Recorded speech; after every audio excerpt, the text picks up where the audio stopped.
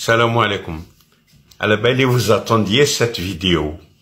Après la dernière vidéo où je parlais de Gênes 3, 212 et 213, je vais vous dire ce qui s'est passé ce vendredi 3 octobre en Algérie et à Alger particulièrement. Voilà, il y a eu effectivement une marche. Les gens ont marché vers les mosquées, ils sont partis, salat al-Jumu'ah, et puis quand ils sont sortis, certains se sont donné rendez-vous dans leur quartier pour faire du volontariat et nettoyer, d'autres sont partis faire des petites balades, d'autres sont partis voir des familles, ils se sont rencontrés, ça a été l'occasion de voir des gens qu'ils n'ont peut-être pas vus depuis quelque temps. Il y a eu des morts, bien sûr, qui ont été enterrés. Donc des gens sont partis au cimetière en plus grand nombre que d'habitude parce qu'il fallait marcher. Et aussi, il y a eu des gens qui sont partis à l'hôpital chercher leurs femmes qui venaient d'accoucher et revenaient à la maison avec un bébé tout heureux. Et puis, il y a eu aussi cette initiative qu'avaient fait des gens pour un grand couscous de quartier où il y avait une dizaine de tables. Et c'était des tables où on pouvait se mettre à 10, avec dans chaque table, il y avait trois grosses assiettes. Hna, on les appelle zlefa. Donc, je ne sais pas, dans chaque territoire en Algérie, dans les régions, comment on les appelle. Hna, on les appelle zlefa. Et donc, il y avait dans certaines de la viande, d'autres du poulet. Chaque famille, selon ses moyens, ont ramené ce qu'ils ont pu. Certains sont venus avec leur famille. Les femmes étaient regroupées dans des tables ensemble avec les enfants. Les hommes étaient regroupés par groupe d'hommes. Et il y avait des adolescents, je dis bien des adolescents, qui faisaient le service pour permettre à leurs parents de goûter ce repas.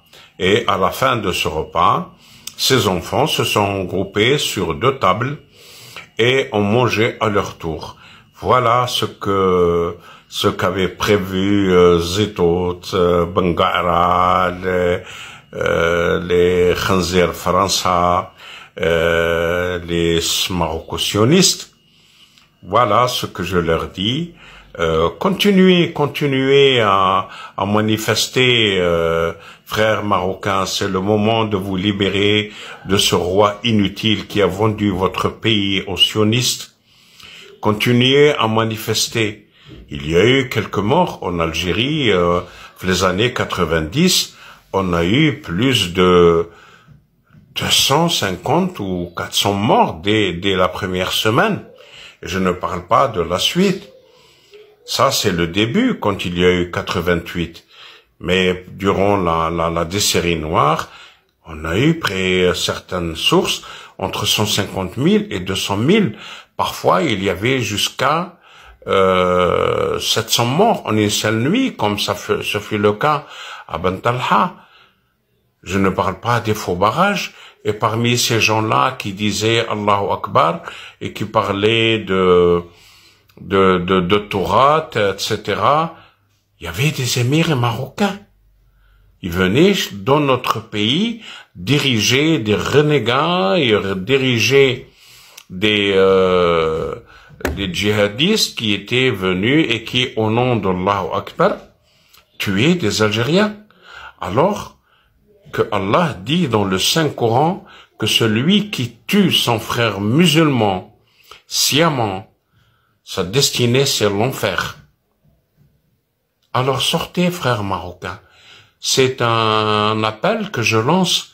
Sortez pour votre liberté. Vous ne pouvez pas continuer à vivre dans l'humiliation On ne peut pas continuer à obliger vos femmes à se prostituer. On ne peut pas obliger vos enfants à être des objets sexuels entre les mains d'Israéliens, entre les mains de Français qui échappent à cette punition chez eux, mais qui viennent chez vous en toute impunité. Réveillez-vous, vous avez bien le droit de vous réveiller. Je vous encourage à le faire. Allez, pour tout le monde, je vous dis, c'est un vendredi béni. Jumu'ah Mubaraka.